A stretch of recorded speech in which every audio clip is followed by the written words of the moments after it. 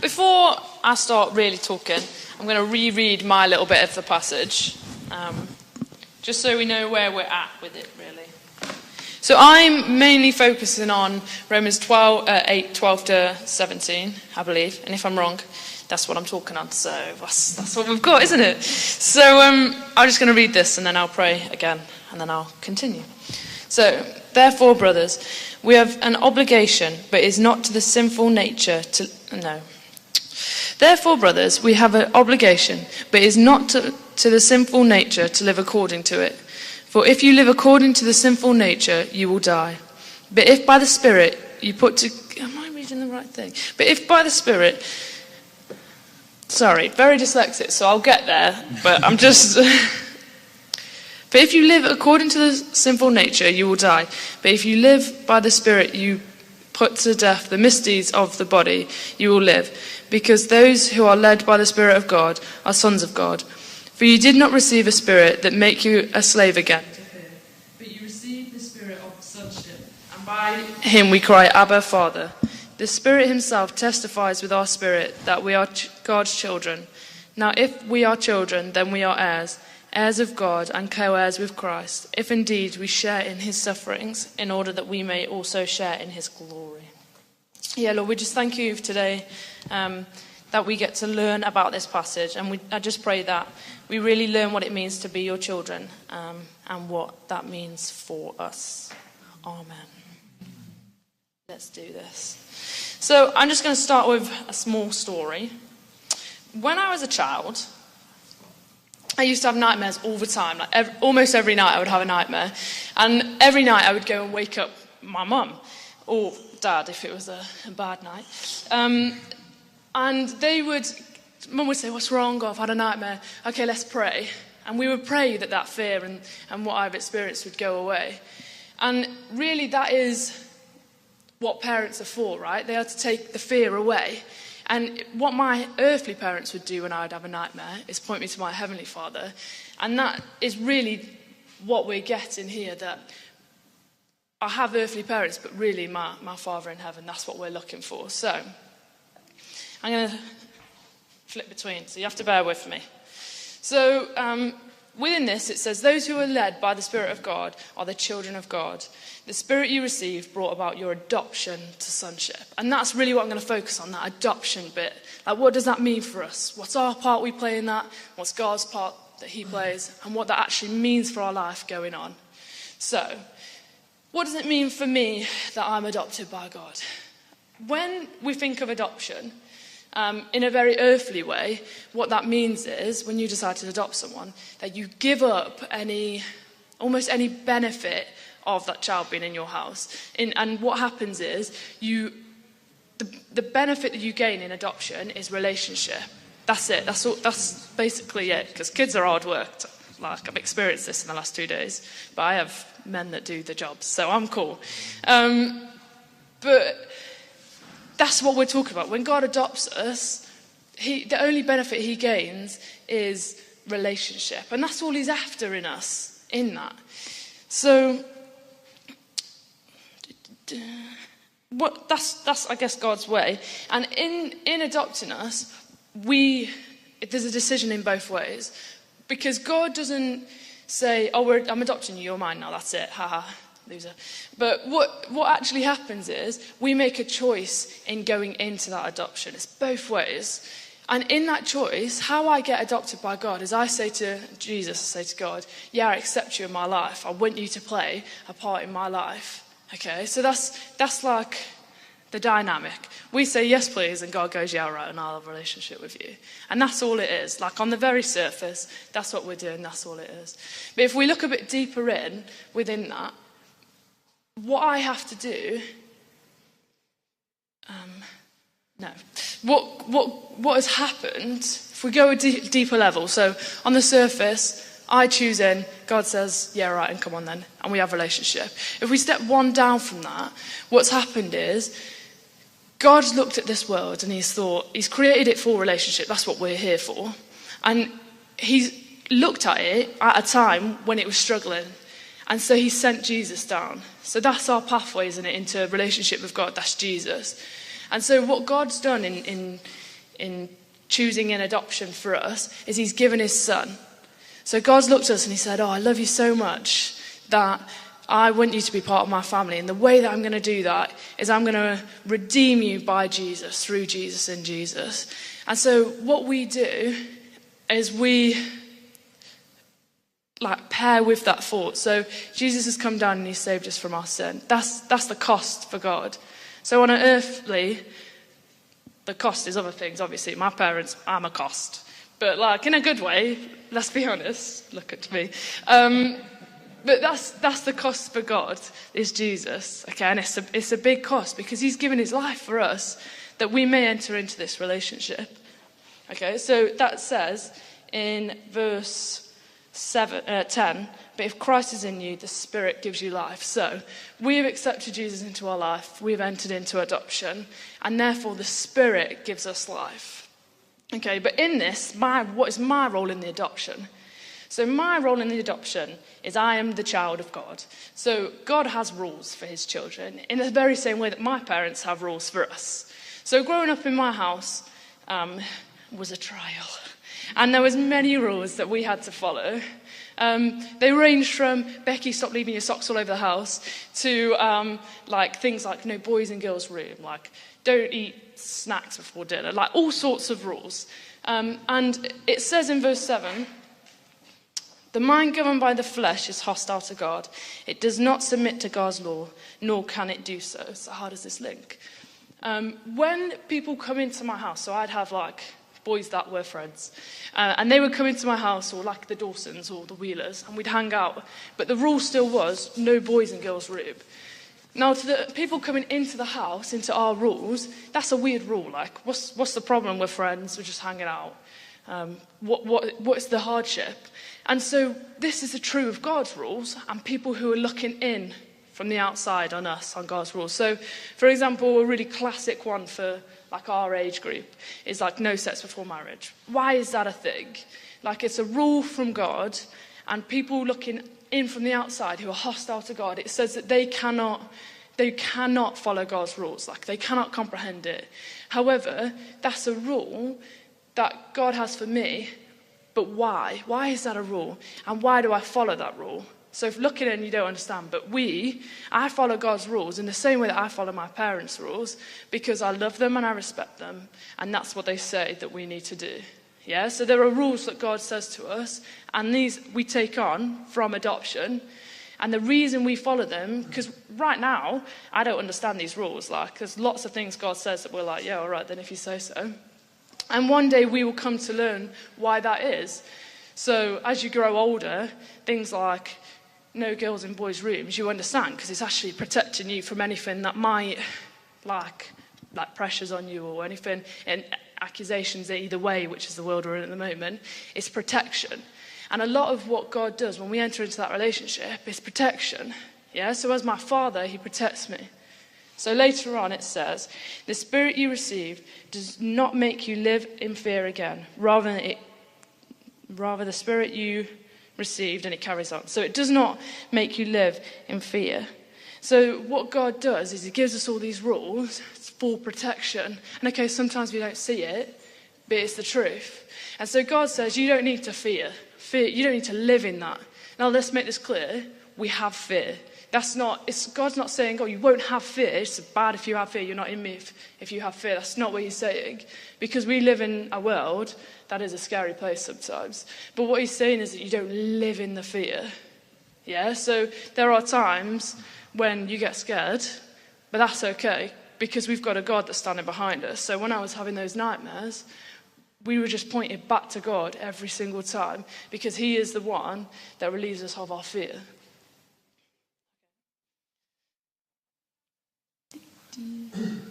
So that's our response. So we follow his rules, and in turn, really without any limit, he protects us. And also there's options in this, isn't there? So we're given rules, and sometimes we struggle to follow them. That's what happens. Don't leave your socks lying around, or go around, don't even live there anymore, my socks are on the floor. That's happening, isn't it? So sometimes we don't live by the rules. But I know I could kill someone and I'm pretty sure my mum would love me still. Like, and if that's my mum with her heart that's like the size of my fist, like, my God, how massive he is. Like, what can I ever do that separates myself from him? It says that all over the Bible. It's all over Jesus dying for us. It's everywhere. There's nothing that we can do that separates us from our God because he loves us. And I don't know why God is standing behind me. I'm sorry. But today he is. And so these are what happens. So it really plainly in this passage, it says that we live by adoption. We are adopted into his family as sonship. And these are all the things. There's rules that I follow, and sometimes I don't understand, but it happens. And there's things that God does for us. And also, so part of his response, so we don't live in fear. He protects us and he loves us. Another bit that we get almost from God, it's a lot of giving that God does. I don't really give much towards God, but he does a lot of giving to me, is that we are heirs. Right? It goes on and it says, because we are heirs in Christ. Now, if we are children, then we are heirs. Heirs of God and co-heirs with Christ. Now, like, I'm going to be an heir when my mum and dad dies. That's how it works, right? I mean, I'm not going to get that much, let's be honest. But, because they own this kind of tiny little portion of what the earth has to offer for us. But let's think about it, right? So, God made the earth. So, like, that's his kind of thing. And I am an heir to God. So how much, like, when I'm walking around, I'm an heir to God. These things will probably be mine. Because this is how it works, right? And it all ties into that no fear. So I'm walking around the streets doing what I like. And I am an heir to God. That's what we get in this adoption. Right? How great is that? So when I'm going about my things, God tells me to do some you might be like, go and talk to that person about Jesus. No, I don't want to. Go and do it. No, I don't want to. That's generally a conversation that I presume a few of us have with Jesus sometimes. But it's okay because I'm an heir to God and he's protected me and I don't need to be scared. I feel scared, but you don't need to because you are an heir to Christ. You are Christ's daughter and son. And these are the things. He only has good things for us. So all the time, like, we trust in God, right? So me and Paul, we're kind of poor general in life. It's the thing that's happening. Just don't get married. That's the advice I'd give. Suck all the money right out of you. So, but, it's true. But it's okay because do you know what? Sorry, Mum. I have inherited from God. Like, it doesn't matter, does it?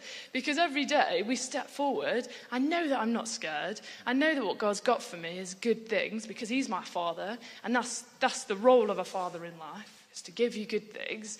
And therefore we step forward in knowing that God's got good things for me. I don't fear, mostly, because I know. And in the same way, back to my nightmares, we pray. When you fear, you're like, God, what's going to happen here? Help us out. Yeah? So all of this, it's just like one Bible verse, adoption, right? Turn every page. But it goes on to say, so I've said all the good bits. That's always, when you get told about the gospel, you always get the good bits. Like, Jesus loves you, he dies for you, you're saved. But there's also bad bits, kind of. So, now, if we are children, then we are heirs, heirs of God and co-heirs with Christ. If indeed we share in his sufferings, in order that we may also share in his glory. If indeed we share in his sufferings, in order that we may also share in his glory. So what does that mean? That we share in his sufferings in order that we share in his glory. So when Jesus was here, and he was walking around this earth, he didn't exactly have the easiest time. And now we are God's people, and we are God's sons and daughters in a similar way that Jesus was. I would probably argue in the same way that Jesus was when he was walking around. And Jesus didn't exactly have the easiest time. I mean, we see that a minute ago, I literally just Googled, what did I do? Suffering in the Bible. And it's all over the New Testament. I mean, it's in the Old Testament also, but everywhere. I mean, Matthew 10:22 and Mark 13:13 say exactly the same thing. They say, you will be hated by all because of my name. But it is the one who has endured to the end who will be saved. And that it's speaking to us, but it's also speaking to Jesus, right? You will be hated by all, well, he was, but it is the one who endured to the end who will be saved. And that is the picture of God's life, of Jesus' life on earth, right? You'll be hated by all, but it is the one who endures to the end who will be saved. It says it all over the place. I mean, I could read you some more. I'm not going to. But so, just a short disclaimer. I have listened to the Rise and Brook version of this talk, which was Steve from Cannock, and he said some really good things. So, disclaimer, in the next 5 minutes, I'm going to say some of the things he said. I'm going to not tell you that I've said that again, and then from now I'm going to claim it was me. But it wasn't, it was him. So, he bounced around a bit on suffering. And in the Psalms 23:5, it says, "You lay a table before me in the presence of my enemies," and it carries on. And that's the Bible verse. In fact, I have pinpointed it because it's a Bible. It's a psalm we hear all the time. Yeah, it's all over when I was a kid. So, "The Lord is my shepherd; I shall not want. He makes me lie down in green pastures." So we're talking about the chill. We're all being adopted. We're kids. We're safe. We're cool. "Even though I walk through the valley of the shadow of death, I will fear no evil, for you are with me. You prepare a table for me in the presence of my enemies." So we're chill, we're parents, we're kids, it's cool. And then I'll wait suffering. But it's okay because everything I've said, okay, God says, yeah, you're going to suffer. But what have I said? God's right behind me. Like, I should not fear because he's with me. He lays a table for me in the presence of my enemies. Yet, he will anoint my head with oil. Even though I'm sitting in this place, like when I'm walking down the street, I'm a child of God, but also suffering everywhere. Okay? And we experience it in our lives, our family, we've experienced it in our lives. But as part of being the family, we've gone through this suffering, but as a family, we are loved and we are safe. Yeah? So every time, God promises the suffering all over the place. But it's okay because we're a family, right? So if I go to 2 Corinthians 6, and I'm going to read it from the Message Bible because it is brilliant. So bear with me. 2 Corinthians 6. So I'm going to skip a bit in. And it says, "People are watching us as we stay at our post, alert, unswervingly, in hard times, tough times, bad times, when we're beaten up, jailed, and mobbed, working hard, working late, working without eating, with a pure heart, a clear head, a steady hand, in gentleness, holiness, and honest love, when we are telling the truth and when God's showing his power, when we're doing our best setting things right, when we're praised and when we're blamed, slandered and honoured, through our word, though distrusted, ignored by the world, but recognised by God."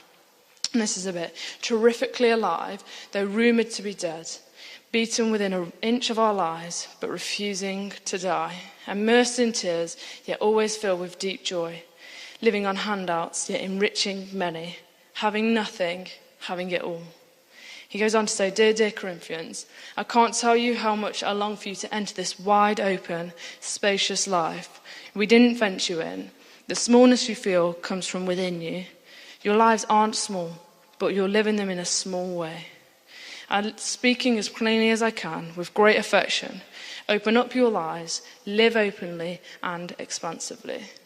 I love that. Like the Message, I don't give much credit for, but isn't that really nice? Like, that's amazing. And that's almost the whole point. It does the good and the bad. It does like the brilliant, the living, but also the dead. And that's almost the story of what we live as Christians. When we're telling the truth and when God's shown his power,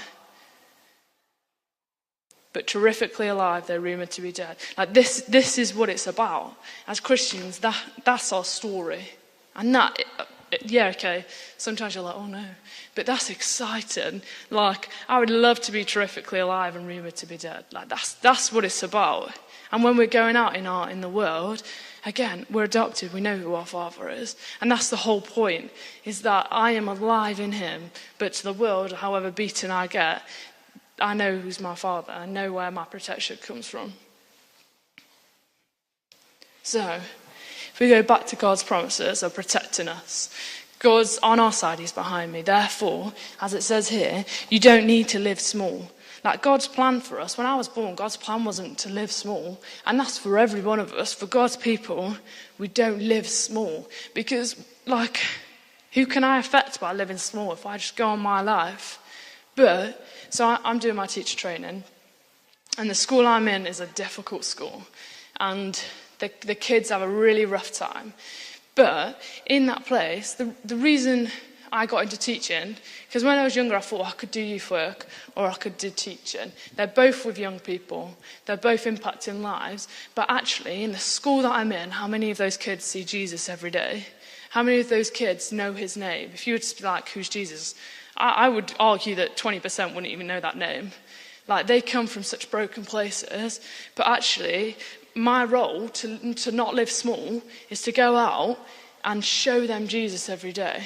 And that's what we do. In different places, there's different costs in that. For me, I can't tell them about Jesus, but I can pray for them when they're having a bad day. When they come in and they say, oh, it's my birthday tomorrow, but I won't get anything, I can pray for that child. I can't give them a present. That's not how it works. I'd have to give them all presents and I haven't got that much money. So you have to pray for those kids. And that's the cost for me, I guess. The cost for me in this place, in this school, is to go home and think about those kids and pray for those kids. And that's my living big in that place, because actually there's not much living big I can do there. If you're a missionary, if you're going abroad, you can live big abroad, can't you? Because you're doing things with your hands, you've got things to show. And it's about not being scared, but living big in the place that you are. It doesn't look big to pray for kids, but actually that's the big I've got in that situation. And that's what we're being called to do. You have not been fenced in. We didn't fence you in. The smallness you feel comes from within you. Your lives aren't small, but you're living them small. Live openly and expansively. So what does this mean? So this passage of Romans, we split it up a bit. But what it is it's a story. It's going through. At the beginning it says something and then it knocks on. And so what does this mean? So we're adopted, don't live small, follow God's rules, all these things. And Jesus and all of that. But if we look forward, so we've just said don't live small. In verse 19, so I finished in 17. In 19 it says, the creation waits in eager expectation for the sons of God to be revealed. Creation is waiting for us. Creation knows who we are. It's waiting for the people of God to step forward, because creation knows it's broken. If we know it's broken, it knows it's broken. And so creation waits eagerly for us to step forward. And that's the stuff we're living with. God says, I've given you this thing, don't fear. And even creation is waiting for us. In verse 19, somewhere, it says, the Spirit helps us in our weakness. I've written verse 19, but it can't be.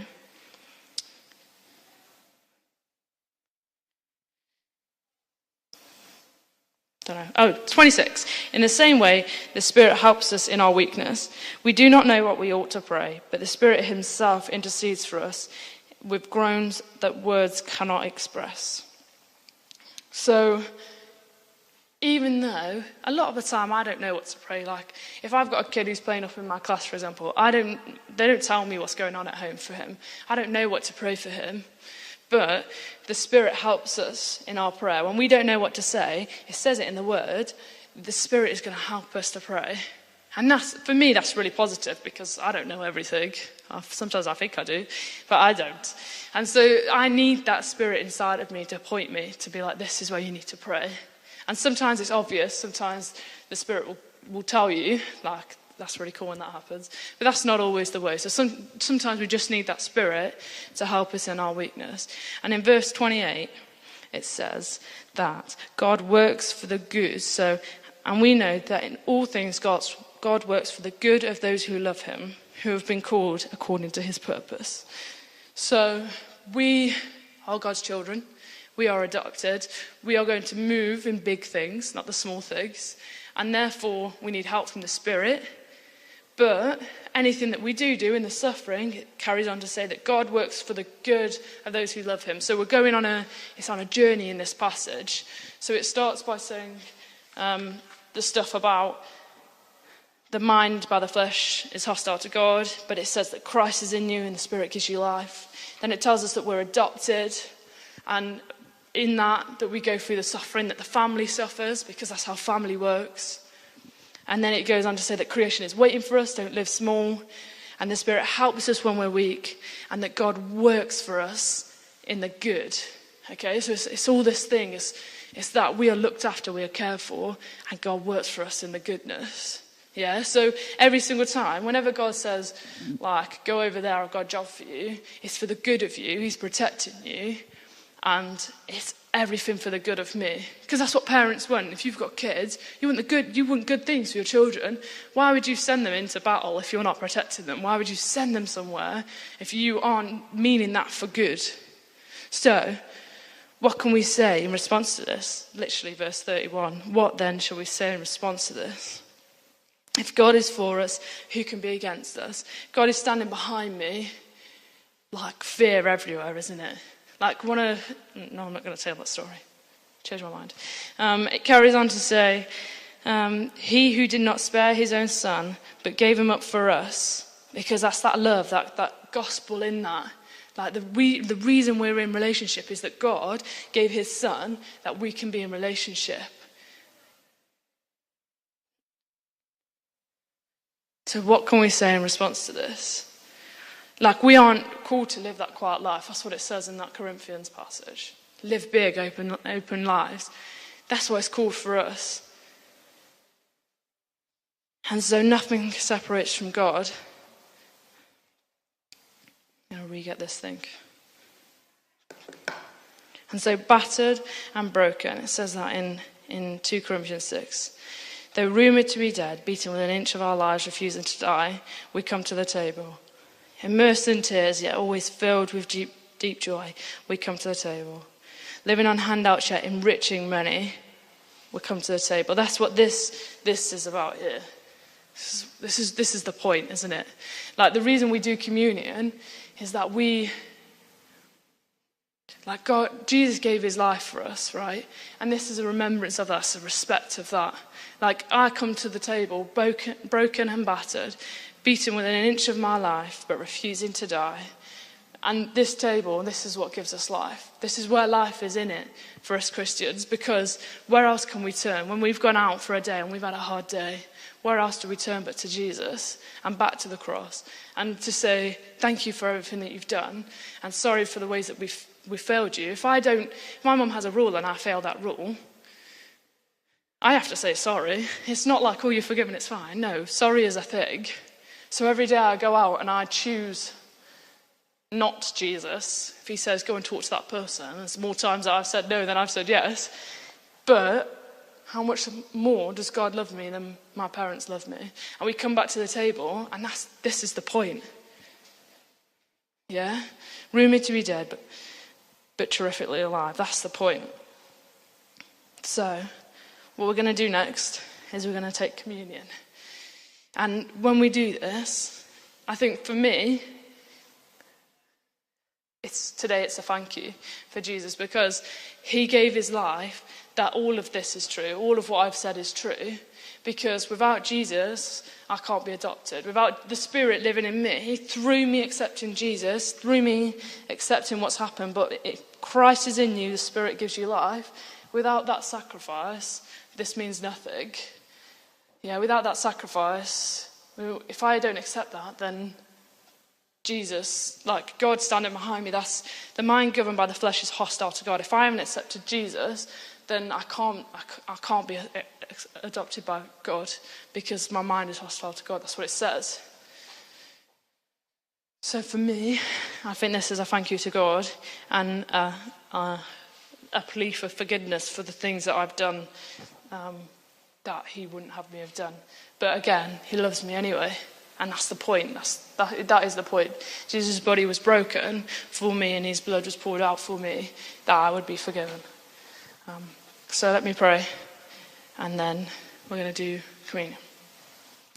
Yeah, Lord, I just thank you for the sacrifice you've made for me, that I can approach the table, adopted into your family, that even though the world doesn't have that many gifts for me, you do, and that we trust you in that. And I just thank you for giving your life that this may be true. Amen.